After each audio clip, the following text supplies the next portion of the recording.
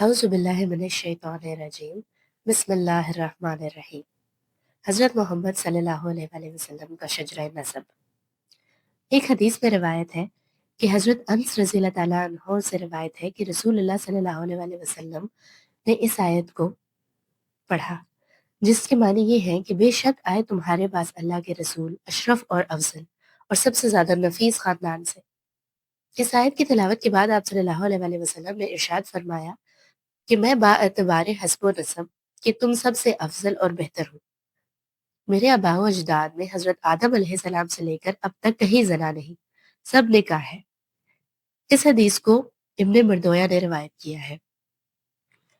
کیسر روم نے جب ابو سفیان سے نبی اکرم صلی اللہ علیہ وآلہ وسلم کے نسب کے متعلق یہ سوال کیا، ان کا نسب کیسا ہے؟ صحیح بخاری کے یہ الفاظ ہیں کہ ابو سفیان رضی اللہ تعالیٰ عنہ نے یہ جواب دیا کہ وہ ہم میں بڑا نسب والا ہے۔ حافظ عسقلانی رحمۃ اللہ علیہ فرماتے ہیں کہ بازار کی روایت میں یہ الفاظ ہیں: حسب و نسب اور خاندانی شرف میں کوئی ان سے بڑھ کر نہیں۔ کیسر روم نے کہا کہ یہ بھی ایک علامت ہے، یعنی نبی ہونے کی یہ ایک علامت ہے کہ آپ صلی اللہ علیہ وآلہ وسلم کا خاندان سب سے اعلیٰ اور اشرف ہے۔ صحیح بخاری کی روایت میں یہ الفاظ ہیں کہ کیسر روم نے ابو سفیان رضی اللہ تعالیٰ عنہ کا جواب سن کر یہ کہا: پیغمبر ہمیشہ شریف ہی خاندان سے ہوتے ہیں۔ ہمارے نبی اکرم محمد مصطفیٰ صلی اللہ علیہ وآلہ وسلم کا سلسلہ نسب جو عالم کے تمام سلاسل انساب سے اعلیٰ اور برتر اور سب سے افضل اور بہتر ہے، وہ سلسلہ شجرہ نسب یہ ہے: سیدنا و مولانا محمد صلی اللہ علیہ وآلہ وسلم بن عبداللہ بن عبد المطلب بن ہاشم بن عبد مناف بن قصا بن کلاب بن مرہ بن کعب بن لوی بن غالب بن فہر بن مالک بن نظر بن کنانہ بن خزیمہ بن مدرکتہ بن الیاس بن مزر بن نزار بن ماد بن عدنان۔ حافظ عسقلانی فرماتے ہیں کہ امام بخاری نے اپنی جامع صحیح بخاری میں نسب شریف کے سلسلے کو فقط عدنان تک ذکر فرمایا، مگر اپنی تاریخ میں حضرت ابراہیم علیہ السلام تک سلسلہ نسب کو ذکر فرمایا۔ عدنان تک سلسلہ نسب تمام نسب دانوں کے نزدیک مسلم ہے، کسی کا اس میں اختلاف نہیں، اور علیٰ عدنان کا حضرت اسماعیل علیہ السلام کی اولاد میں سے ہونا یہ بھی سب کے نزدیک مسلم ہے۔ اختلاف اس میں ہے کہ عدنان سے حضرت اسماعیل علیہ السلام تک کتنی پشتیں ہیں، بعض 30 بتاتے ہیں اور بعض 40، واللہ عالم۔ عبداللہ بن عباس رضی اللہ تعالیٰ عنہ سے مروی ہے کہ نبی اکرم صلی اللہ علیہ وآلہ وسلم جب نسب شریف کو بیان فرماتے تھے تو عدنان سے تجاوز نہ فرماتے، عدنان تک پہنچ کر رک جاتے اور یہ فرماتے: نسب دانوں نے غلط کہا، یعنی ان کو سلاسل انساب کی تحقیق نہیں، جو کچھ کہتے ہیں وہ بے تحقیق کہتے ہیں۔ عبداللہ بن مسعود رضی اللہ تعالیٰ عنہ اول اس آیت کو تلاوت فرماتے: عاد اور ثمود اور ان کے بعد کی قومیں، ان کا علم اللہ کے سوا کسی کو نہیں، اور پھر یہ فرماتے: نسب دان غلط کہتے ہیں، یعنی نسابین کا یہ دعویٰ کہ ہم کو تمام انساب کا علم ہے بالکل غلط ہے، اللہ کے سوا کسی کو علم نہیں۔ اوپر جو سلسلہ بیان کیا گیا ہے وہ پدری اور جدی سلسلہ تھا۔ مادری سلسلہ نسب یہ ہے: محمد صلی اللہ علیہ وآلہ وسلم ابن آمنہ بنت وہب بن عبد مناف بن زہرہ بن کلاب بن مرہ۔ کلاب پر مادری اور پدری دونوں سلسلہ نسب جمع ہو جاتے ہیں۔ اگر اس مقام پر سلسلہ نسب کے کچھ آباء و اجداد کا مختصر حال ذکر کر دیا جائے تو غالباً غیر مناسب نہ ہوگا۔ عدنان کدار بن اسماعیل علیہ السلام کی اولاد میں سے ہے۔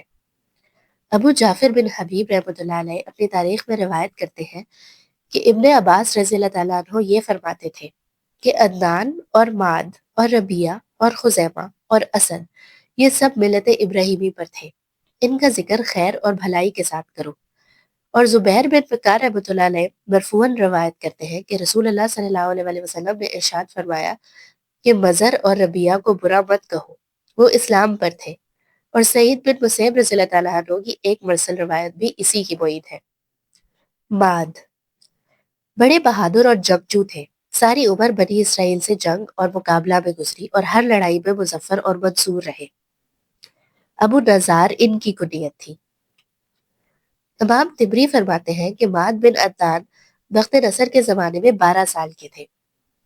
اس زمانے کے پیغمبر اربیہ بن حلفیہ علیہ السلام پر اللہ کی طرف سے یہ وحی نازل فرمائی کہ بخت نصر کو اطلاع کر دو کہ ہم نے اس کو عرب پر مسلط کیا، اور آپ ماد بن عدنان کو اپنے براق پر سوار فرما لیں تاکہ ماد کو کوئی صدمہ نہ پہنچے، اس لیے کہ میں ماد کی سلب سے ایک محترم نبی پیدا کرنے والا ہوں جس سے پیغمبروں کا سلسلہ ختم کروں گا۔ اس لیے حضرت اربیہ ماد بن عدنان کو اپنے ہمراہ براق پر سوار کر کے ملک شام لے گئے۔ وہاں پہنچ کر ماد نے بنی اسرائیل میں رہ کر نشو و نما پایا۔ اسی وجہ سے علماء اہل کتاب کے نزدیک ماد بن عدنان کا نسب معروف ہے۔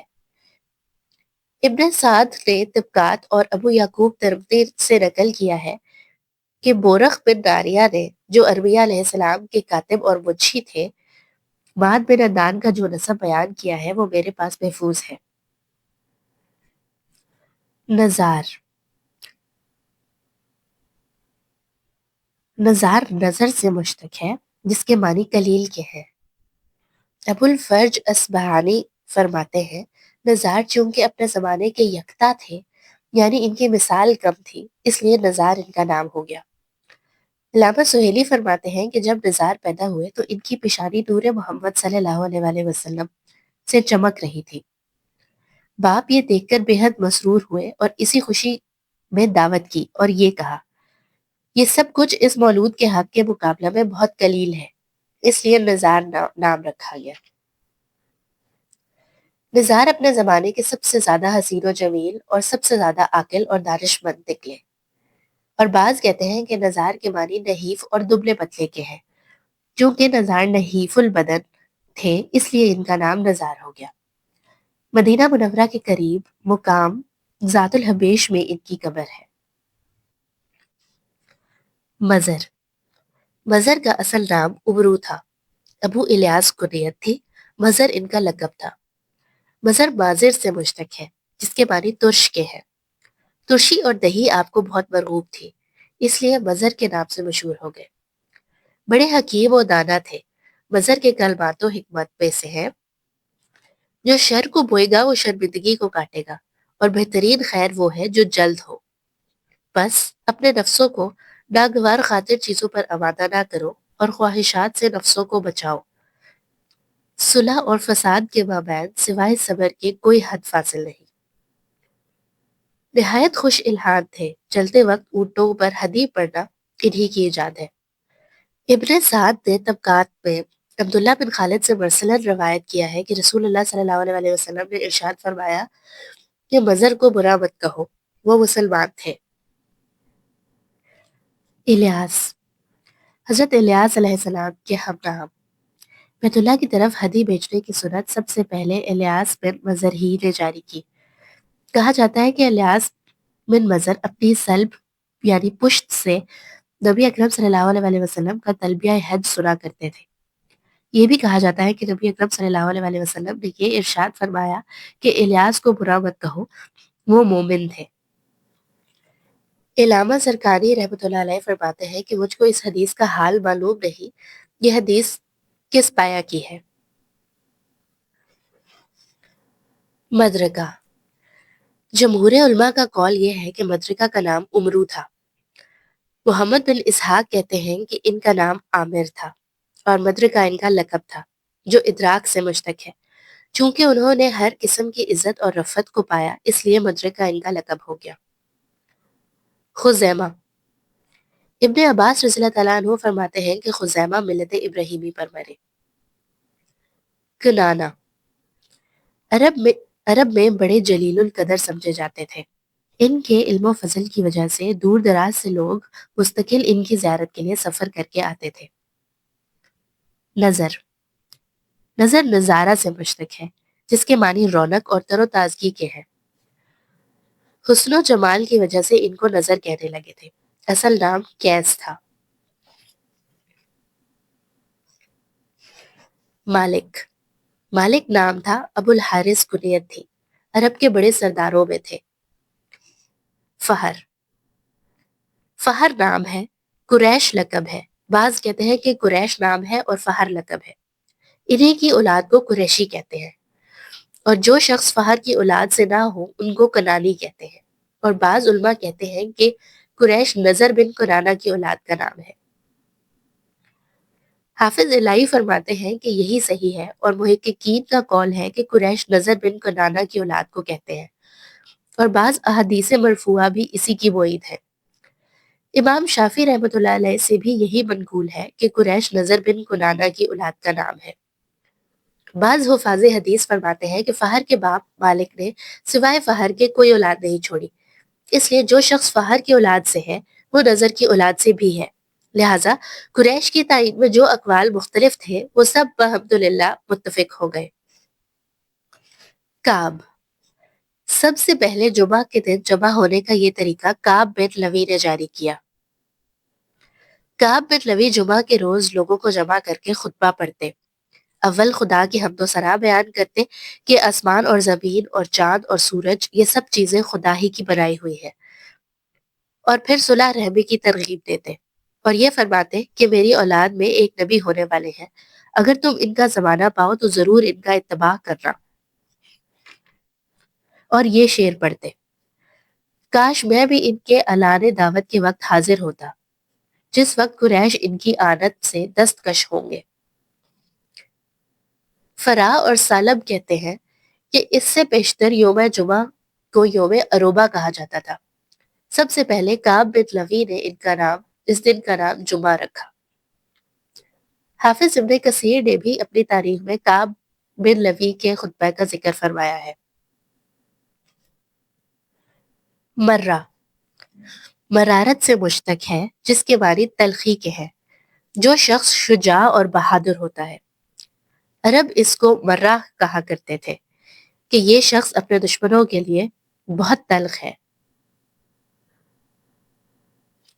مرہ، مرہ مرارت سے مشتق ہے، جس کے معنی تلخی کے ہیں، جو شخص شجاع اور بہادر ہوتا تھا، عرب اس کو مرہ کہا کرتے تھے کہ یہ شخص اپنے دشمنوں کے لیے بہت تلخ ہے۔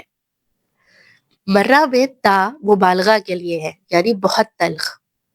صدیق اکبر رضی اللہ تعالیٰ عنہ اور حضرت طلحہ رضی اللہ تعالیٰ عنہ انہی کی اولاد میں سے ہے۔ کلاب، کلاب کلب کی جمع ہے۔ ابو القریش عرابی سے کسی نے دریافت کیا کہ اس کی کیا وجہ ہے کہ تم لوگ اپنے اولاد کے لیے کلب، کتا، ذھب، بھیڑیا، اس قسم کے برے نام، اور اپنے غلاموں کے لیے مرزوق، رزق دیا ہوا، ربا، نفع پانے والا، اس قسم کے عمدہ نام تجویز کرتے ہو؟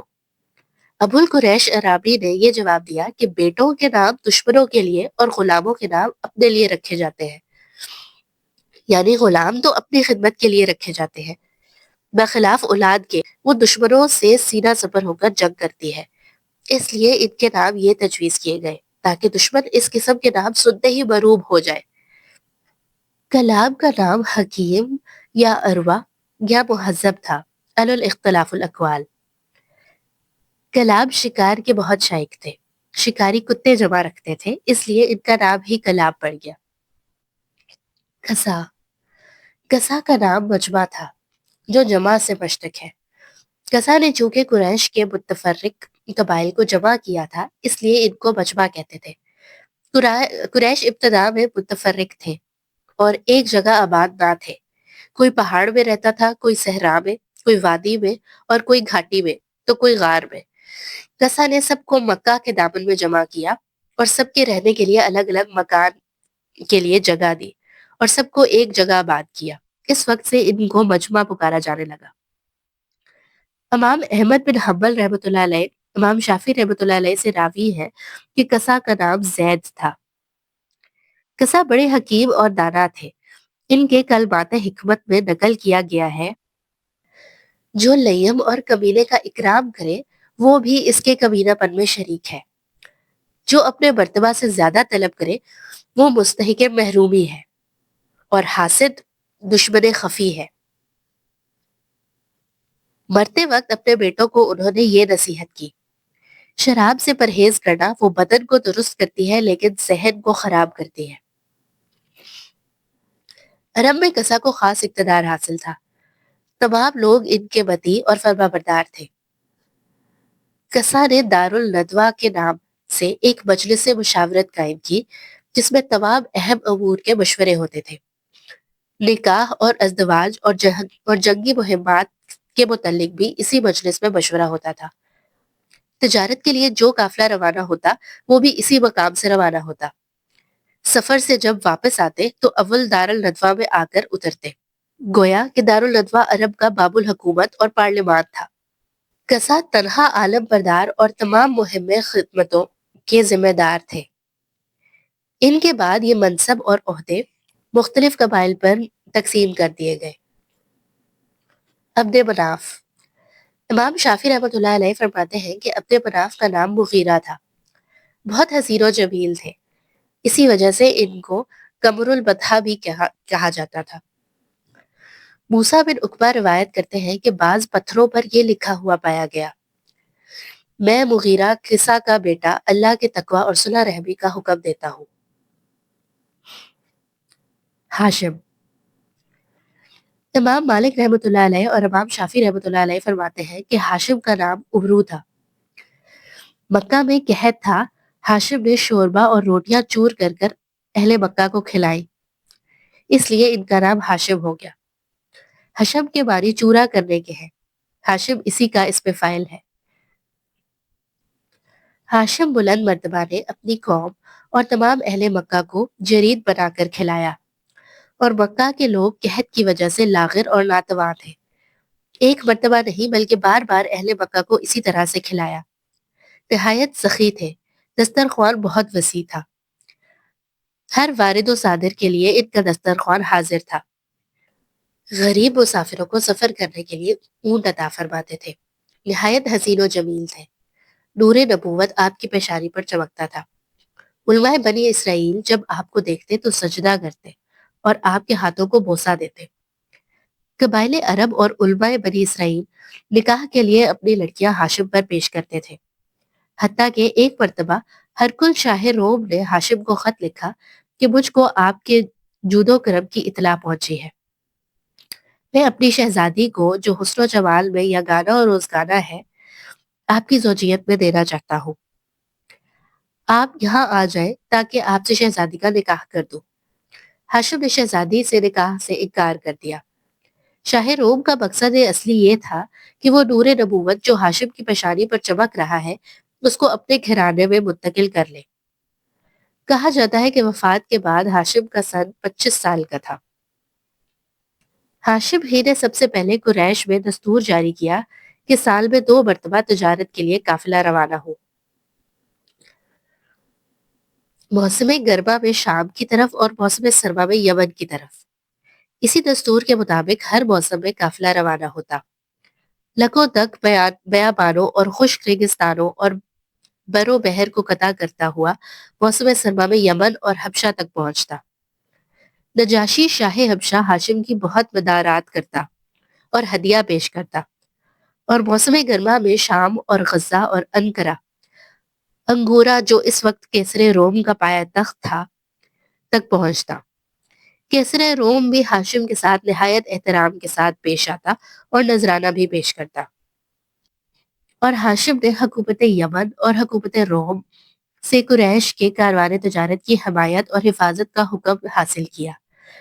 عرب کے راستے عموماً چونکہ لوٹ اور تجارت سے معمور نہ تھے، اس لیے ہاشم نے قبائل سے یہ معاہدہ کیا کہ ہم تمہاری ضرورتیں وہاں پہنچایا کریں گے اور تم ہمارے قافلوں کو کسی قسم کا ضرر نہ پہنچانا۔ ہاشم کی اس حسن تدبیر کا یہ نتیجہ ہوا کہ تمام راستے معمون ہو گئے۔ حق جل و شانہ نے اپنے کلام میں قریش کی یہ عنایات میں یاد دلایا ہے۔